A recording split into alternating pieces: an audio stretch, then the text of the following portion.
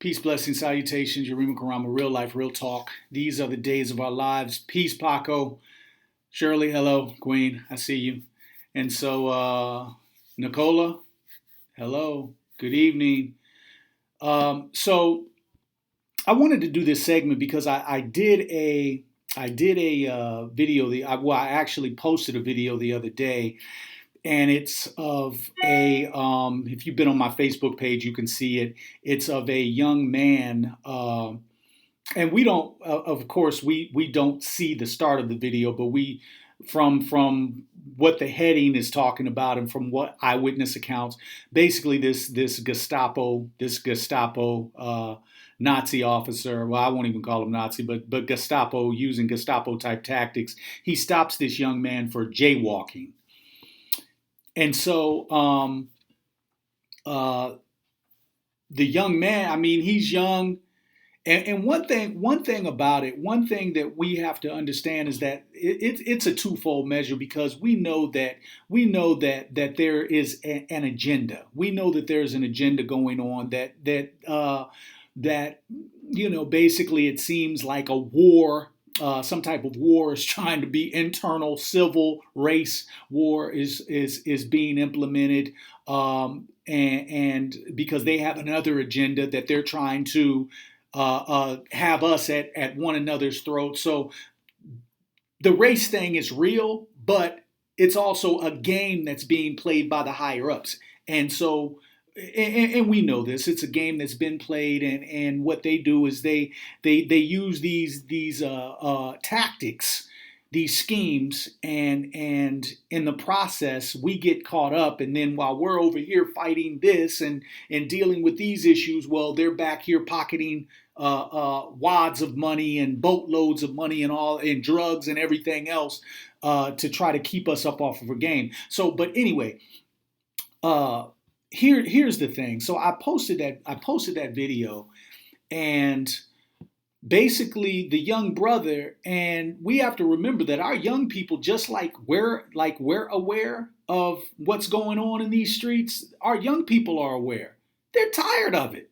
They're tired of it. This is a generation that they're saying, you know what? We're bucking, man. We're bucking. We're not, no, because when we, at the end of the day, when we submit, you kill us. And if we buck, you kill us. So the young dude was he was putting up some resistance, like, yo, get your hands off of me.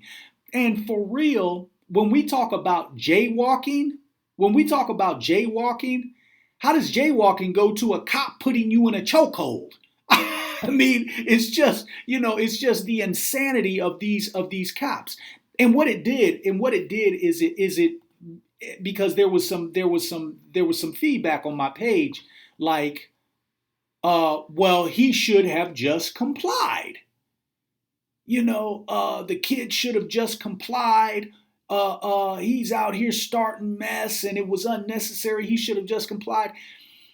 And here's I got mixed feelings about that. And so people say, well, Yarima, you got mixed feelings, but the kid, if the kid gets shot, what, you want the kid to get killed?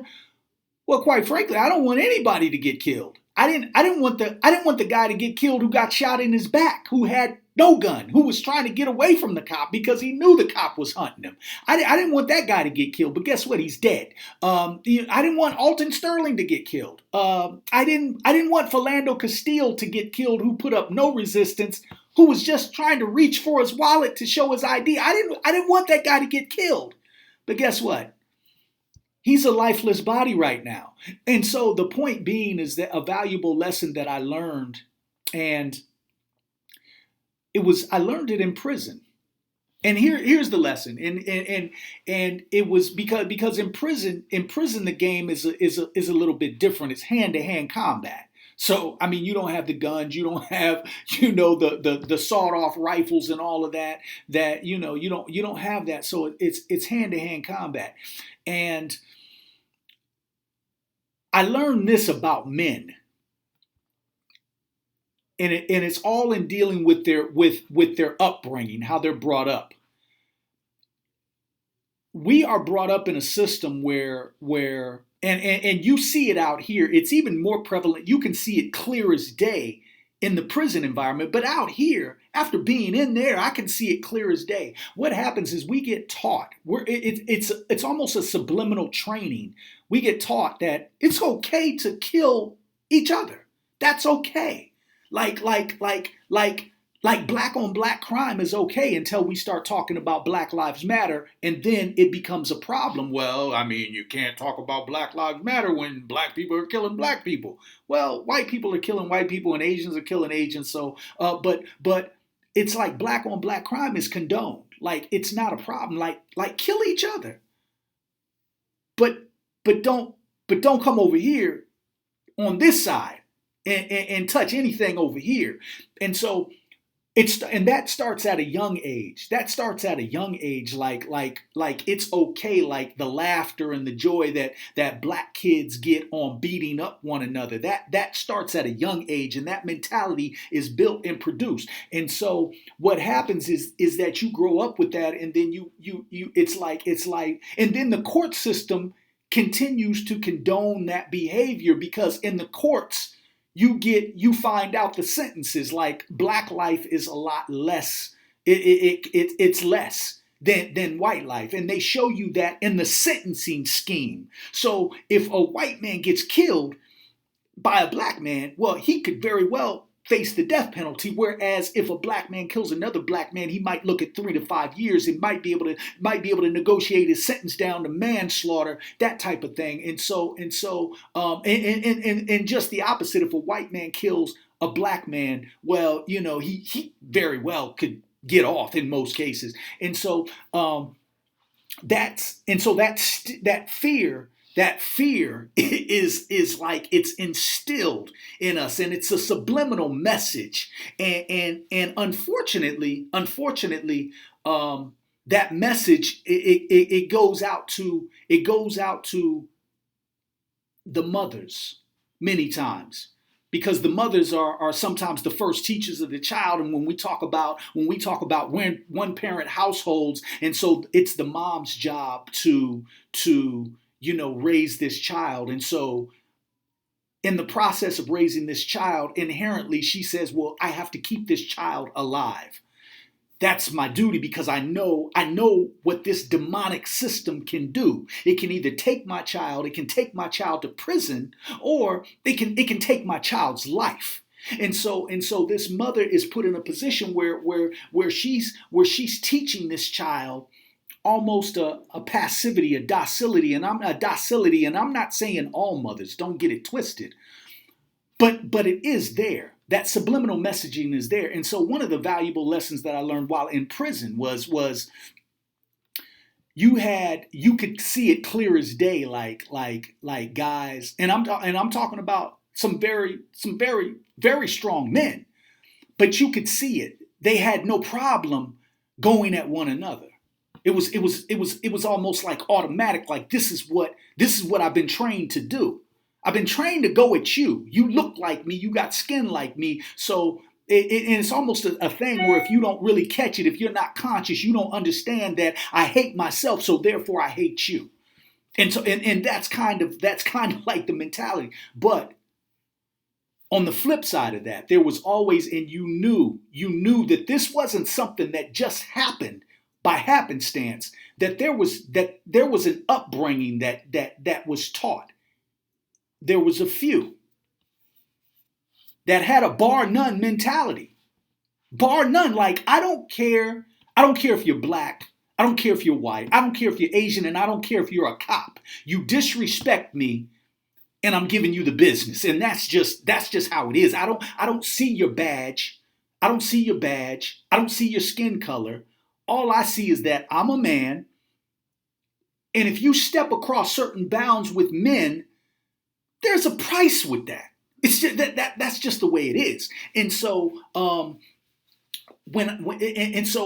would see this periodically with the men, and it was too, and you had a few that stood on that.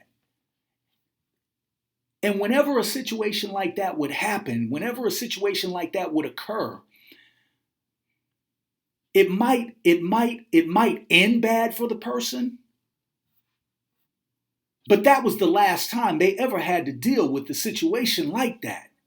When they would go in on a police officer or a CO, correctional officer, when they would go in on them for disrespecting them, and the CO tried to put his hands on, and then it became a beat down situation, and then the CO, the correctional officer, finds himself getting punished, and then he calls his partners in because that's what they do. They come like a pack of wolves because that's how wolves move. They move in packs. Usually they're not strong enough, which is what separates a lion from a wolf or a hyena, because one group moves in packs, the others they can stand on their own. So when the CO would take this beat down, and he would, the goons would come in, and then they would beat the guy down. They would beat the brother down, beat him to a pulp. But one thing about it is that, and I'm positive that they put it in this man's file afterwards. Because after that, you would find it would almost be like an unspoken respect. It'll almost be like they didn't like him, but they didn't try that shit again either. and so my point being is like I remember the young brother, and they hailed her as a hero. It was funny because I saw it clear as day. The mother that was beating her son, slapping her son during the Baltimore riots, and you could see, and then she got all the news coverage, all of that, and they praised her. And I found that funny, even though they were taking, at the same time they were praising her for beating her son, for being in a riot. They were taking Adrian Peterson to court for spanking his son. But anyway, because it's whatever fits their agenda. But anyway, I looked at that.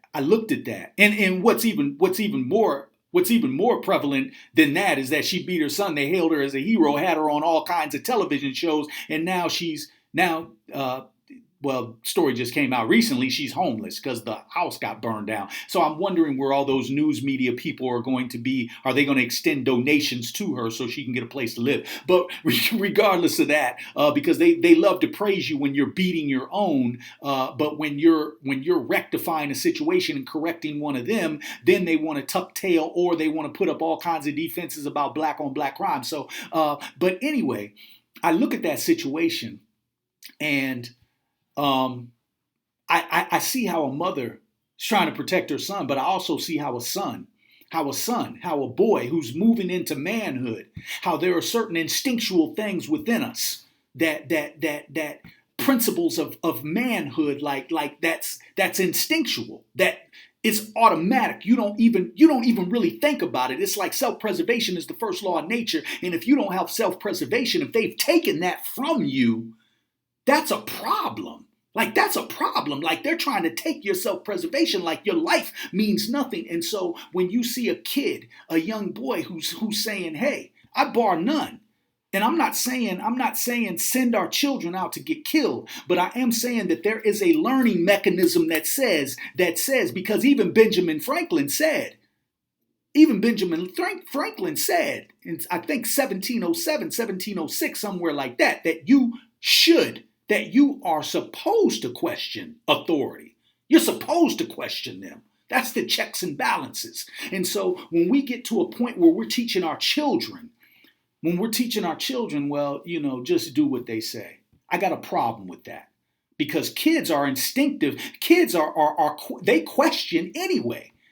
Where have you ever known a child that doesn't question? Children question everything. So when you start telling a child, just do what you say, just do what they say because they have a badge and they have a uniform, that's a problem. That's when we move into a police state. I'm sorry, I'm going to question everything that they do, because again, respect is it's not given, it's earned. I don't get that. Because you wear a uniform, I'm supposed to respect you. Fuck out of here with that, man. No, I'm not. No, you don't get it like that. Just like I don't get it like that. Now, in a better world, absolutely. In a better world, absolutely. In a better world without death and mayhem all around us, absolutely. In a better world where where maybe skin color wasn't an issue. In a better world where we just respect humanity, period. I respect humanity. I don't respect a badge. I don't respect a uniform. That's earned. That's earned.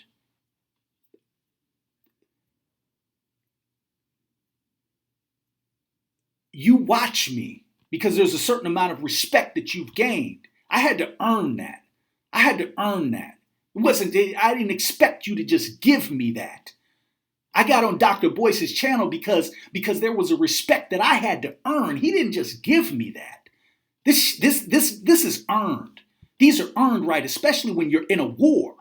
Now, if there was no war, then it's different. Then it's different. But especially our boys, we can't take that fight out of them. We can't take that fight. Now we can control that. We can teach them to control that. We can teach them to use wisdom. But they need to question everything. Why wouldn't they? Why would we put our children in a prison where we tell them not to question? They question everything. Because at the end of the day, like I told the brothers and sisters on my post, I don't know what planet some of you have been living on, but I've seen where they've killed people who haven't put up no resistance at all. I've seen it where they've killed people who were handcuffed behind their backs. It's still questionable with Sandra Bland. They killed her as far as I'm concerned. And she was in a jail cell. Say, we're putting up no resistance. So come on, man. Miss me with the, well, they shouldn't be resistant. No, they need to question. And what are you putting in your hands on this kid for jaywalking? Come on, really? No, you're trying to start something. You're trying to provoke. This kid's trying to go to school. He's got a backpack on his back, man. So, you have those that have been trained, that have specifically been trained, that they don't even realize they've been trained. The sensory deprivation that we have gone through, don't even realize they've been trained. Don't even realize they've been trained to hate me because I got skin like you. Don't even realize they've been trained. But there's a microchip in their brain. It's invisible, but it's a microchip in there that says, hands off of these people right here. They're not to be touched. But this over here, this is fair game because we don't care about them. And that's real, man. That's real. That's how brothers and sisters have been trained. That's why we got the hate for one another that we got. That's why I always tell you I love you, man, because I love myself. I don't hate myself. So I love you because I know that we're interconnected. And I know the game and the trap and the snares that we've been put through. I know it. And we can see it. If we just open our eyes, we can see. We can see the game that's been played. So, I wanted to address that, man, because I think a lot of times we take our children, man, and we make them passive when we put unnecessary fear in them. We put unnecessary fear in them, a fear that they're not even born with. Just think about all the fears that you got. Just think about all the fears that you got. Those are man-made. Those were taught. Those were laid down to you. You didn't come out the womb fearing. You didn't come out there. You didn't come out fearing. That's why I say the whole earth. I don't stagnate myself to one place. The whole earth is my stomping ground. The whole earth. If you say you believe in God, then He designated it all. He designated it all, man, for us. It's no fear. It's nothing to fear but fear itself, right? But I mean, we got to, especially our young boy children. We got to stop putting that unnecessary fear in them. And I love the lesson that I got from them brothers, that bar none mentality, like bar none. It doesn't matter. I'm a man on this side. And it doesn't matter that you got a badge. It doesn't matter that you got a cap. It doesn't matter that you get in military gear. I'm a man on this side.